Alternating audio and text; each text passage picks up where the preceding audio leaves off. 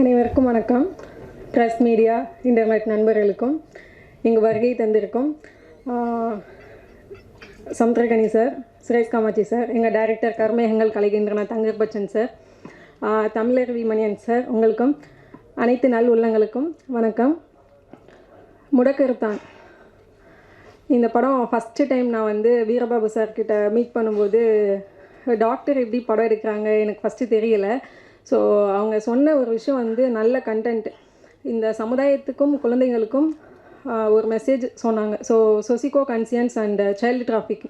So டிராஃபிக்கில் இருக்கும்போது நிறையா சில்ட்ரன்ஸ் நம்மளே பார்க்குறோம், நம்ம முன்னாடி நிறையா குழந்தைங்களை வச்சுட்டு பிச்சை எடுக்கிறாங்க. ஸோ அவங்க நம்ம குழந்தைங்களான்னு இது வரைக்கும் தெரியாது. பார்க்கும்போது அந்த கார் டோர் ஓப்பன் பண்ணி ஒரு 10 ரூபா 20 ரூபா நம்ம போடுவோம். ஆனால் இப்போ அவங்களெல்லாம் பார்க்கும்போது யாரோட குழந்தைங்கன்னே தெரில. இவங்க அம்மா அப்பா மிஸ் பண்ணி எவ்வளோ ஃபீல் பண்ணுவாங்க, இந்த குழந்தைங்களை விட்டுட்டு அவங்க அம்மா அப்பா எவ்வளோலாம் மிஸ் பண்ணுவாங்க, அவங்க ஃப்யூச்சர் என்ன அப்படி நினைக்கும் போது இவங்களை எப்படி கேட்குறது என்ன எதுவுமே தெரியல. ஸோ அவங்க அந்த மாதிரி ஒரு கான்செப்டில் தான் என்கிட்ட சொன்னாங்க. ஆஃப்டர் கொரோனா முடிச்சுட்டு அப்போ தான் எனக்கு வீரபாபு சார் தெரியும். ஸோ அவர் வந்து ஒன் மேன் ஷோ அப்படின்ற மாதிரி சிங்கிள் மேன் ஆர்மி, அவரே டைரக்டர், ப்ரொடியூசர் அண்ட் ஆக்டர். நீங்கள் டீசர் பார்த்துருப்பீங்க. ஆக்ஷன்லேயே வந்து பயங்கரமாக பண்ணியிருக்காரு. முடக்கர்த்தான் டைட்டில் வந்து எப்படின்னா, குழந்தைங்களை கிட்னாப் பண்ணுறாங்க. கிட்னாப் பண்ணிவிட்டு இங்கேருந்து டெல்லிக்கு பெண் குழந்தைங்கள் வந்து பெருசானதுக்கப்புறமா விபச்சார தொழிலுக்கு இங்கேருந்து அங்கே அமுச்சு விட்டுறாங்க. சின்ன பசங்களை வந்து இங்கே பிச்சை எடுக்க வைக்கிறாங்க. ஸோ அந்த கயவர்களெல்லாம் கண்டுபிடிச்சி வேரோட அழிக்கணும், அதுதான் முடக்கருத்தான் அப்படின்ற மாதிரி டைட்டில் சார் என்கிட்ட சொன்னாங்க. ஸோ இதில் கண்டிப்பாக சோசியல் மெசேஜ் இருக்கும் அப்படின்றதுக்காக தான் நான் பண்ணேன். ஸோ மற்ற படங்கள் மாதிரி டூயட் இருக்கும், இதில் ரொமான்டிக் இருக்கும், சாங், அதை நான் ஃபோக்கஸ் பண்ணி பண்ணல. இந்த படத்தில் வந்து வீரபாபு சார் கொரோனா டைமில் நிறையா பேரை வந்து காப்பாற்றியிருக்காங்க. சிங்கிள் டெத்து கூட இல்லாமல் 6000 பேருக்கு மேலே காப்பாற்றியிருக்காங்க. நிறைய பேருக்கு ஹெல்ப் பண்ணியிருக்காங்க. ஸோ ஒரு நல்ல மனசு. அது மட்டும் இல்லாமல் கதை எனக்கு ரொம்ப பிடிச்சிருந்தது. எங்களுக்கும் ஷூட்டிங்கில் வந்து கொரோனாக்கு அப்புறம் தான் ஷூட் பண்ணோம். ஸோ அந்த டைமில் ஹெர்பல் டீ, அதுக்கப்புறம் ஃபுல்லாக மில்லட்ஸ் ஃபுட்டு அந்த மாதிரி தான் எங்களுக்கும் கொடுத்து எல்லாரையுமே கேர் பண்ணி பார்த்துக்கிட்டாங்க. அதுக்கப்புறம் ஃபுல் அண்ட் ஃபுல்லு டைரெக்ஷன் அவங்களே தான். சிற்பி சார் அவங்களோட மியூசிக்கில், சந்தான பாரதி சார் அவங்க லிரிக்ஸ்டில், சின்மை மேம் அவங்க வாய்ஸில், குழந்தைங்களுக்கான ஒரு சாங் வந்து சின்னக்குள் சித்ரா மேம் அவங்க பாடியிருக்காங்க. காமெடிக்கு எதுவும் பஞ்சமே இல்லை. ஸோ அவங்க சோசியல் மெசேஜ் சொன்னால் கூட சாம் சார், காதல் சுமார் சார் அண்ட் கொட்டாச்சி சார் அதுக்கப்புறம் எல்லோரும் பண்ணியிருக்காங்க.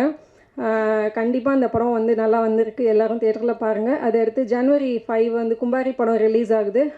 25 முடக்கர்த்தான் படமும் ரிலீஸ் ஆகுது. மக்கள் எல்லோரும் பேதார்வு கொடுக்கணும். 2016 15 அந்த டைம் டிசம்பரில் இங்கே சென்னையில் ஃப்ளட்டு வந்துச்சு. எல்லோரும் ரொம்ப கஷ்டப்பட்டாங்க. ஸோ அதே பேரழிவு இப்போ வந்துருமோன்னு சொல்லி ரொம்ப பயமாக இருந்துச்சு. ஏன்னா எவ்ரி டிசம்பர் வந்தாலே வந்து சென்னைக்கும் ரெயினுக்கு ஒரு கனெக்டிவிட்டி இருக்குது. ஸோ இப்போவும் ரெயின் வந்துச்சு, பட் அந்தளவுக்கு எதுவும் எஃபெக்ட் இல்லை. மக்களால் முடிஞ்ச அளவுக்கு எல்லாருமே ஹெல்ப் பண்ணோம். ஸோ நீங்களும் உங்களால் முடிஞ்சவங்களுக்கு ஹெல்ப் பண்ணுங்கள். இப்போ தூத்துக்குடி திருநெல்வேலி பக்கம் தான் ரெயின் இருக்குது. ஸோ மறுபடியும் மழைக்கெல்லாம் சொல்லியிருக்காங்க. எல்லோரும் ரொம்ப சேஃபாக இருங்க. சேஃப் ரொம்ப முக்கியம். கண்டிப்பாக நீங்கள் எல்லாம் சப்போர்ட் பண்ணணும். இந்த வருஷத்தில் எனக்கு 2 படம் ரிலீஸ் ஆகிருக்கு. கர்மேகங்கள் கலைகின்றன, வா வரலாம் வா. ஸோ ஜான்வரிலையும் ரிலீஸ் ஆகுது. மக்களோட சேஃப் ரொம்ப முக்கியம். மழை வரும்னு சொல்லியிருக்காங்க. சேஃபாக இருங்க. படத்துக்கு எல்லோரும் சப்போர்ட் பண்ணுங்கள். இந்த வருஷம் எல்லாருக்கும் சிறப்பான வருஷமாக இருக்கணும். So happy new year and prosperous new year. Happy Christmas. Thank you so much. ஒரே பிரஸ் மீறி அடுத்து பேச அழைப்பவர் இயக்குனர் சிகரத்திடம் சினிமா பயின்று இமயமாக உயர்ந்தவர். அண்ணனாக அறிய வைத்தார், அப்பாவாக உயர வைத்தார். தமிழ் சினிமா மட்டுமல்ல, தெலுங்கு சினிமாவும் கொண்டாடும் வற்றாத ஜீவ சமுத்திரம் இவர். தயாரிப்பாளர், இயக்குனர், நடிகர் அண்ணன் சமுத்திரகனி அவர்களை வாழ்த்து பேச அழைக்கிறோம்.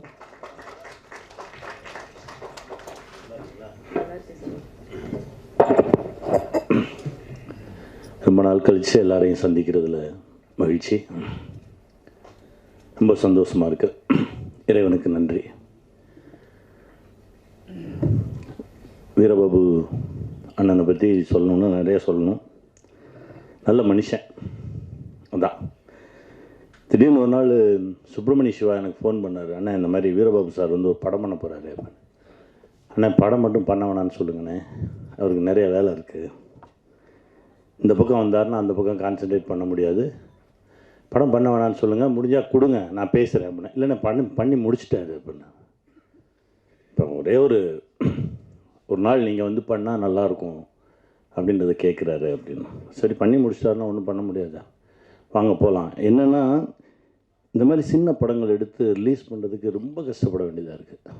எத்தனை படங்கள் அந்த கஷ்டத்துக்குள்ளே இவரும் வந்து விழுந்துடக்கூடாது அப்படின்னு தான் போராடணும். ஆனால் எடுத்து முடிச்சிட்டார். படம் பார்த்தோம், அற்புதமாக பண்ணியிருக்காரு. என்கிட்ட அந்த ஷூட் டைமில் இந்த படத்தோட கதையை சொன்னார். எனக்கு ரொம்ப ரொம்ப நெகிழ்ந்துட்டேன். அதாவது தாயும் தகப்பனும் வேலைக்கு போகிறாங்க, ஒரு குழந்தைய வீட்டில் விட்டுட்டு போகிறாங்க. அந்த குழந்தைய பார்த்துக்கிறதுக்கு ஒரு அம்மா. இவங்க எத்தனை மணிக்கு வருவாங்க அப்படின்றது அந்த அம்மாவுக்கு தெரியும். அந்த நேரத்து வரைக்கும் அந்த குழந்தைய பிச்சை எடுக்கிறதுக்கு அனுப்புது. ஒரு நாள் அந்த குழந்தையின் தகப்பனே காரில் போயிட்டு இருக்கும்போது ரோட்டில் ஒரு சிக்னலில் பார்க்குறான். என்னடா நம்ம குழந்தை மாதிரி இருக்கேன்னு சொல்லி பார்க்குறான். அவனுக்கான அதிர்ச்சி. ஏன்னா நம்ம எல்லாருமே கால ஓட்டத்தில் வேலை வேலை வேலை வேலை ஏதாவது செய்வோம், அதை சம்பாதிப்போம் எதை சம்பாதிப்போம்னு ஓடிக்கிட்டே இருக்கோம். ஆனால் வீட்டுக்குள்ளே வேற ஒன்று நடந்துக்கிட்டே இருக்குண்ணே. இப்படி இந்த பிச்சை எடுக்கக்கூடிய குழந்தைகள் நம்ம நண்பர்களோட குழந்தைகளாகவும் இருக்கலாம், நம்ம குழந்தைகளாகவும் இருக்கலாம் அப்படின்னாரு. அண்ணன் சுரேஷ் அண்ணன் சொன்ன மாதிரி மிரண்டேன் நான். இங்கேயும் சரி ஹைதராபாத்லேயும் சரி ரோடுகளில் குழந்தைய வச்சுட்டு இருக்கவங்கள பார்க்கும்போதெல்லாம் ஒரு மாதிரி பதட்டமாகவே இருக்கும். அந்த விஷயம் சொன்னதுக்கு பிறகு யாரோட குழந்தை, இந்த குழந்தையின் பெற்றோர்கள் எங்கே இருக்காங்க, அவங்க என்ன பண்ணிகிட்டு இருக்காங்க, அவங்களுக்கு இது தெரியுமா, இப்படி பல கேள்விகள் எனக்குள்ள. ஒரு நல்ல விஷயத்தை இந்த சமூகத்துக்கு சொல்லணும்னு ஆசைப்பட்டு அவரே நடித்து அவரே இயக்கி அந்த முதல் படம் எடுக்க வரும்போது பல திருகல் வேலைகள்லாம் நடக்கும்ல. இதெல்லாம் தாண்டி மனுஷன் போராடி அவர் காசை கொஞ்சம் போட்டு, அவர் சம்பாதிச்ச காசை போட்டு, அப்புறம் வட்டிக்கு வாங்கி அதையும் போட்டு இப்போது வந்து ஒரு இசை வெளியீடு அப்படின்ற ஒரு இடத்துல வந்து நிற்கிது. அண்ணன் கவலைப்படாதீங்க, நீங்கள் பட்ட கஷ்டத்துக்கு எல்லாம் நல்லதே நடக்கும், இறைவன் உங்கள் கூட இருப்பார். வாழ்த்துக்கள். ஏன் சொல்கிறேன் அப்படின்னா, எனக்கு இந்த ஒரு தெலுங்கு படத்தில் வந்து சுரங்கத்து மண்ணை அடிச்சிட்டாங்க. சுரங்கத்து மண்ணை அடிச்சிட்டு அப்புறம் ஏன்னா ஷர்ட் இல்லாமல் நிற்கணும், அடித்ததுக்கப்புறம் எனக்கு என்னென்னா அந்த மண்ணுக்கான ரியாக்ஷன் வந்து எந்த மருத்துவராலையுமே அதை கண்டுபிடிக்க முடியல. அந்த மண் என் மேலே அடித்ததுலேருந்து எனக்கு வந்து பயங்கர ஸ்கின் அலர்ஜி. எந்த மருத்துவராலையும் அந்த நானும் எத்தனையோ மருத்துவர்களை சந்திக்கிறேன். அதுக்கப்புறம் என் நண்பன் மூர்த்தி சொன்னான், வா நம்மால் இருக்கார்ல வா போவோம் அப்படின்னு சொல்லி கூப்பிட்டு போனான். அங்கே போய் நின்னா ஒன்றுமே இல்லைண்ணே, இதுதானே, இது ஒன்றுமே இல்லைண்ணே, ஏதாவது சொல்லுவாங்க பயமுறுத்துவாங்க, அது ஒன்றுமே கிடையாதுண்ணே, நீங்கள் போங்க, இதை செய்வோம் அதை செய்வோம் அதை செய்வோம் சரியாயிடும் அப்படின்னாரு. சரியாயிடுச்சு. அவ்வளோ பெரிய வித்தக்காரர். இந்த கோவிட் டைமில் அவர் செஞ்ச சேவைக்கு வந்து அண்ணன் சொன்ன மாதிரி கடவுளே இறங்கி வந்து செஞ்ச மாதிரி தான் இருந்தது.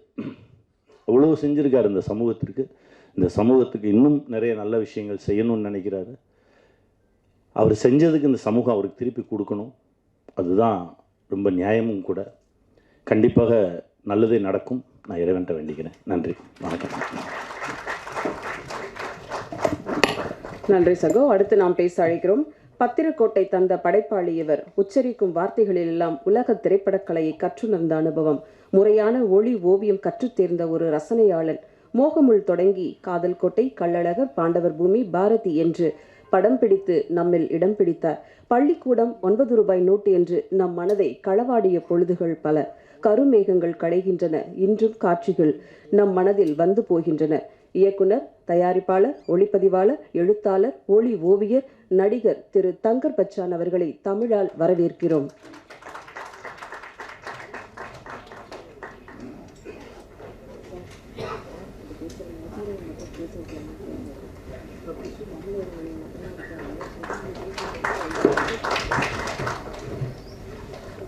அனைவருக்கும் வணக்கம்.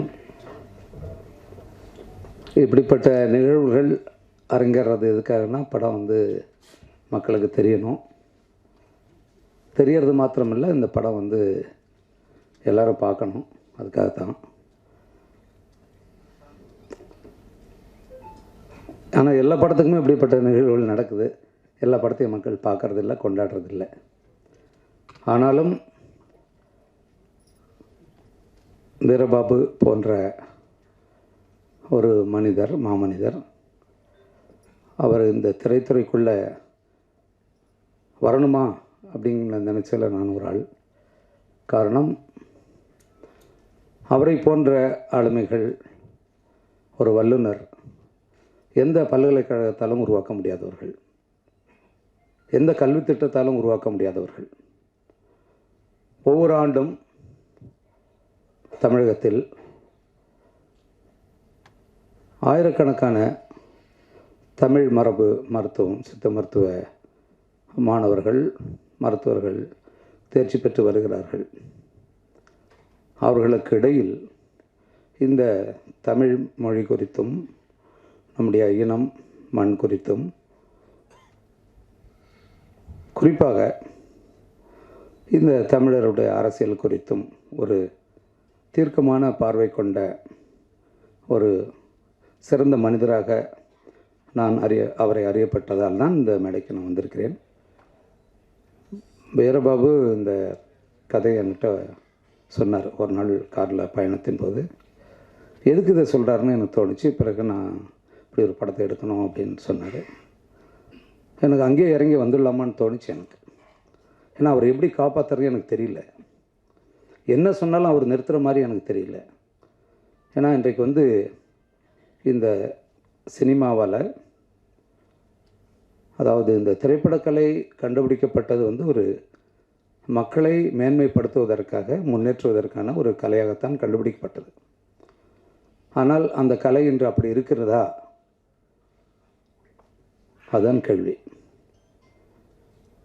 அதை கலையாக பார்த்தவர்கள் கலையாக பார்த்தார்கள். இதை ஒரு வெறும் வணிகமாக, வியாபாரமாக பார்த்தவர்கள், அவர்களுடைய கையில் தான் இப்போது சிக்கிக்கிட்டு கிடக்குது.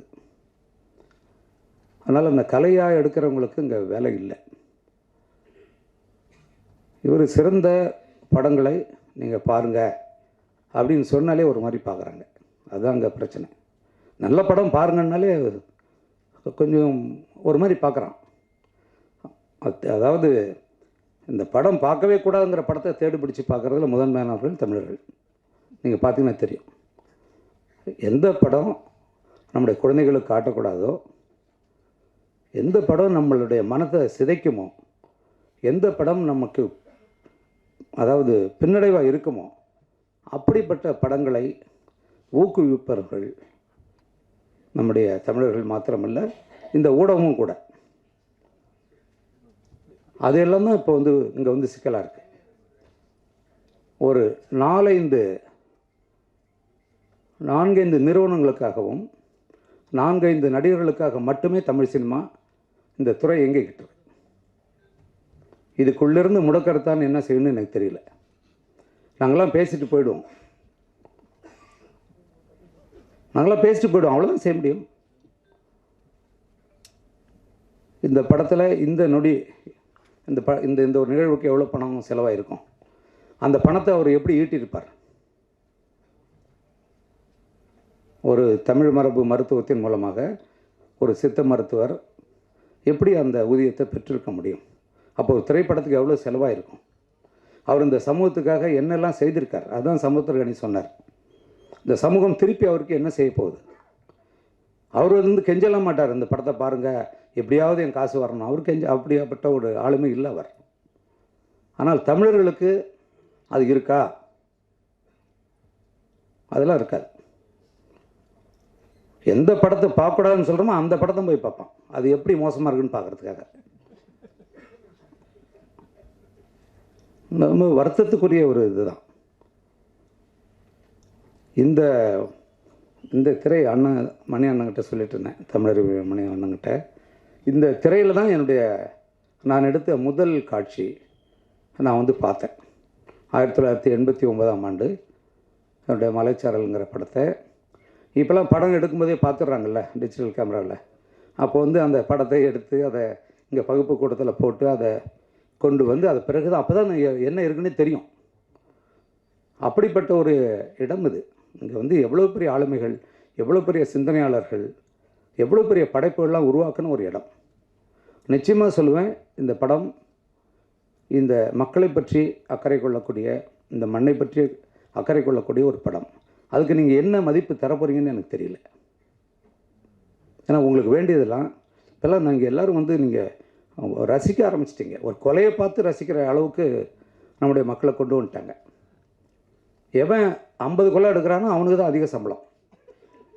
யார் நடிக்கிறவனுக்கும் அவனுக்கு அதான் சம்பளம், அதை இயக்கிறவனுக்கும் அவ்வளோதான் சம்பளம். இது கொலைக்காரர்கள் கத்தி வச்சு கொலை பண்ணுறவன் மட்டும் இல்லை, அப்படிப்பட்ட காட்சி நடிக்கிறவனும் கொலைகாரன், அந்த படத்தை உருவாக்கணும் கொலைகாரன், அதை பார்க்குறவனும் கொலைகாரன். ரொம்ப வருத்தத்துக்குரியதுங்க அது. என்னென்னா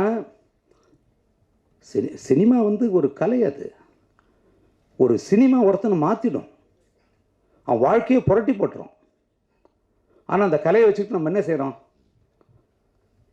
ஜெயகாந்தன் சொல்கிற மாதிரி தான் நாஞ்சல் நடன்னு சொல்லுவார். ஒரு வாழை வச்சுக்கிட்டு நம்ம வந்து இது தாடியை மழிச்சிக்கிட்டு இருக்கோம். அது வந்து போரிடக்கூடிய ஒரு வாழ் திரைப்பட கலை. அதை வச்சுக்கிட்டு மயிரை வழிச்சிக்கிட்டு இருக்கோம் நம்ம. மிக ஒரு முக்கியமான ஆள் அவர். எனக்கு தெரிஞ்சு வீரபாபு போன்ற ஒரு மனிதர், ஒரு மருத்துவர் இந்த தமிழ் மண்ணுக்கு கிடைத்த பெரிய கொடை. மிக முக்கியமானவர். அதுக்கு மேலே ஒன்றும் சொல்கிறதுக்கே இல்லை. ஒருத்தர் வந்து சொல்லுவாரா, நான் இதை செஞ்சுருக்கேன் அதை செஞ்சுருக்கேன், அது யார் சொல்லுவான்? ஒரு வியாபாரி சொல்லுவான். அவர் சொல்ல மாட்டார். உயிர் தாங்க ஒரு மனிதனுக்கு முக்கியம். உயிர் போகுதுன்றப்ப ஓடி வந்து எங்கே விழறோம்? மருத்துவர்கிட்ட. நான் என்னுடைய பத்திரக்கோட்டை கிராமத்தில் நான் இருக்கிறப்ப, நான் வந்து 75ஆம் ஆண்டு நான் சென்னைக்கு வந்தேன். அப்போ பார்த்திங்கன்னா நாங்கள் ஒன்று இப்போ பண்ருட்டிக்கு போவோம், இல்லை கடலூருக்கு போவோம், இல்லை பாண்டிச்சேரிக்கு போவோம் மருத்துவர்களை பார்க்கணுன்னா. இப்போ எங்கள் ஊர்லேயே வந்துச்சு எல்லாம். இப்போ தமிழ்நாட்டில் வந்து அதிகமாக இருக்கிற கடை எதுன்னு நினைக்கிறீங்க? மருந்து கடையும் குடிக்கிற கடையும் தான். ஏன் இவ்வளோ கடை தேவைப்பட்டது? ஏன் அதுக்கு முன்னாடி இல்லை? நம்மளாம் நீட்டுக்காக போராடிக்கிட்டு இருக்கோம், நீட்டை ஒழிக்கணும்னு. மருந்து கடை வேணான்னு ஒழிக்கணும். நோய் இல்லாமல் இருக்கிறதுக்கு வழியை பாருங்கடான்னா, நோய் வந்த பிறகு அதை சரி பண்ணுற டாக்டர் உருவாக்குறதுக்கு போராடிக்கிட்டு இருக்கோம் நம்ம. தமிழ் உணவு நம்மக்கிட்ட இருக்கிற எல்லாமே, இலை பட்டைகள், என்ன சொல்கிறது, வேர்கள், அனைத்துமே மருந்து. அதையெல்லாம் நம்ம ஒழித்து தள்ளிட்டோம். அயோத்தியாசர் பேரால் ஒரு சித்த மருத்துவ ஒரு 700 கோடியில் தாம்பரத்தில் வந்த பிறகு தான் இது வந்து இந்தியாவுக்கு தெரிய வந்தது. அதன் பிறகு தான் அதுக்கான அங்கீகாரமே வந்துச்சு. ஒரு பெரிய ஆள். எனக்கு வந்து அவரை அறிமுகப்படுத்தின சைதத்தோட சைமன்னா நான் மறக்கவே மாட்டேன். அவர் ஒரு முக்கியமான ஒருத்தர். எதுக்காக சொல்ல வரேன்னா, இந்த இடத்துல நிறைய பேர் தமிழ் மக்களுடைய பணத்தை பிடுங்கிறதுக்காக மட்டுமே படம் எடுக்க வந்திருப்பாங்க. அவர் வந்திருக்கிறது வந்து வேறு காரியம். அவர் பெரிய காரியத்தை பண்ணியிருக்கார். அதில் நிறை குறைகள் இருக்கலாம். மருத்துவத்தில் அவர் சிறப்பாக செய்ய முடியும். ஆனால் அவர் கையில் இருக்கிற அந்த கருத்தை என் மக்கள்கிட்ட கொண்டு போய் சேர்க்கணுங்கிற ஆதங்கத்தில் ஒரு திரைக்கலையை படைச்சிருக்கார். அதனுடைய குறைகளை நம்ம ஏற்றுக்கிட்டு அதை எடுத்துக்கணுங்கிறத நான் என்னுடைய மக்கள்கிட்ட வைக்கிற வேண்டுகோளாக நான் கருதுகிறேன். தயவு செஞ்சு இதை நீங்கள் பாருங்கள். உலகத்தில் எங்கேயுமே ஒரு திரைப்படத்துக்குள்ள வாழ்க்கையை தொலைத்தவர்கள் இல்லவே இல்லை. திரைப்படங்களை கண்டுபிடிக்கப்பட்ட நாடு வந்து ஃப்ரான்ஸு. நீங்கள் அங்கே போய் பாருங்கள், அங்கே சினிமாவை எப்படி பார்க்குறான்னு. நான் இப்போ அண்மையில் முழு ஐரோப்பிய நாடுகளுக்கும் அமெரிக்காவுக்கும் ஒரு 45 நாட்கள் போயிட்டு வந்தேன். எல்லாரையும் நான் சந்திக்கிறேன், எல்லாரையும் பார்க்குறேன். ஒரு சினிமாவை வெறும் ஒரு கொள்ளையடிக்கிற ஒரு தொழிலாக மட்டுமே வச்சுக்கிட்டு மக்கள் என்னானாலும் பரவாயில்லன்னு சிந்திச்சுட்டே இருக்கிற ஒரு கூட்டாங்கன்னா அங்கே தமிழ்நாட்டில் தான் இருக்குது. அது பெரிய குற்றம் இல்லையா? அது மிகப்பெரிய குற்றம் இல்லையா? அது குழந்தைகள் அதை பார்க்குறாங்க, அதுதான் பெரிய கொடுமை. அது நம்மளாம் எதை பற்றியோ கவலைப்படுறோம். நமக்கு எல்லாருக்கும் குழந்தைகள் வரப்போகுது, நம்மளாம் பாதுகாப்பாக வாழறதா உணர்கிறோம். நம்மளாம் ஒரு நடந்து போனால் ஒரு எறும்பு மிரிச்சிட்டா எடுத்து விட்டுட்டு போவோம். அப்படிப்பட்ட அந்த மனித மனம் இன்றைக்கு என்னவா இருக்குது? துடிச்சு சாவறான். கையை வெட்டுறான், தலையை வெட்டுறான், அதை வெட்டுறான், கை தட்டுறாங்க. இப்போ அந்த அளவுக்கு ஆக்குனது யார்? நம்ம கொஞ்சம் சிந்திக்க வேண்டிய கட்டம் அது. இதெல்லாம் யார் அரசியல்வாதி சொல்லி தருவாங்களா? சிந்திக்க சொல்லி ஒரு படைப்பு தான் செய்யும், ஒரு எழுத்து செய்யும், ஒரு திரைக்கலை செய்யும், ஒரு இசை செய்யும், அது ஒரு ஓவியம் செய்யும், ஒரு சிற்பம் செய்யும். கலைகள்னால் என்னென்னு நமக்கு தெரியாத, அதான பிரச்சனை.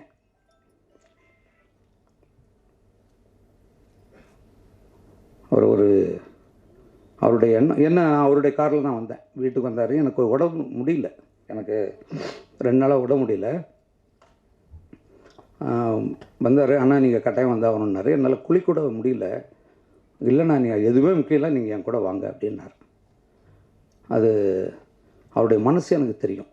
ஏன்னா இன்றைக்கி தொடங்கியிருக்கார், வெளியீடு ஜனவரி 25ன்னு போட்டிருக்கார். எங்கேயோ ஒரு திரையரங்கில் ஒரு காலை காட்சி போடுவாங்க. நம்ம வீரபாபு ஐயா படம் எடுத்திருக்காரு, இதை பார்க்கலான்னு நம்ம போவோம். இல்லைங்க உங்கள் காட்சி இல்லைங்க, வேறு படத்தை போட்டாச்சுங்கன்னு சொல்லுவாங்க. அப்புறம் இதுதான் நடக்குது, இதுதான் நடந்துக்கிட்டே இருக்குது. நீங்கள் வெறும் பெரிய நடிகர்கள் படத்தை மட்டும்னா பெரிய நடிகர்கள் படத்தை மட்டும் காட்டுங்க, அத்தனை நாள் மூடி வைங்க தேட்டரை. அப்போ என்ன நடக்கும், எப்படி நடக்கும் திரையரங்க? அதெல்லாம் இப்போ இல்லை, எங்கேயுமே இல்லை. படம் எடுத்த என் படம் எங்கே ஓடுதுன்னு எனக்கே தெரியாது, எந்த காட்சி ஓடுது என்ன எதுவுமே தெரியாது. இந்த ஒரு கணினி உலகத்தில் அப்படி ஒரு மர்மமாக இதை நடத்திக்கிட்டு இருக்காங்க. இதுக்குள்ளே வரார், எவ்வளோ செலவாயிருக்கும் இது வீரபாபு? குறைச்சி சொல்கிறார், 2 கோடிலாம் படம் எடுக்க முடியாது, 3 கோடியாக ஆயிருக்கும். அந்த 3 கோடியை இந்த மனிதன் எப்படி அந்த வருவாய் எப்படி ஈட்டியிருப்பார்? எனக்கு அந்த கவலை தாங்க. ஏன்னா அவருக்கு 2 குழந்தைகள் இருக்காங்க, மிக எளிய குடும்பம். நான் வீட்டுக்கெல்லாம் போவேன், உணவு அருந்துவேன். அதுதான் எனக்கு பெரும் கவலையாகவே இருக்குது. இங்கே வந்ததுலேருந்து பெருங்கவலையாக அதுதான். அவருடைய கடமையை அவர் செய்துட்டார், அவருக்கு திருப்பி தர வேண்டியது தமிழருடைய கடமை. நன்றி. நன்றி சார். அடுத்து நான் பேச அழைக்கிறோம். புதிய வரவுகள் தமிழ் சினிமாவில் ரோஜா கூட்டம் போல ஒவ்வொரு நாளும் மலர்கின்றன. அதில் நட்சத்திர குவியலாய் வரலாம்பா, கும்பாரி, முடக்கொருத்தான் என்று படப்பட்டியல் கதாநாயகியாக மகானா அவர்களை சில வார்த்தைகள் பேச அழைக்கிறோம்.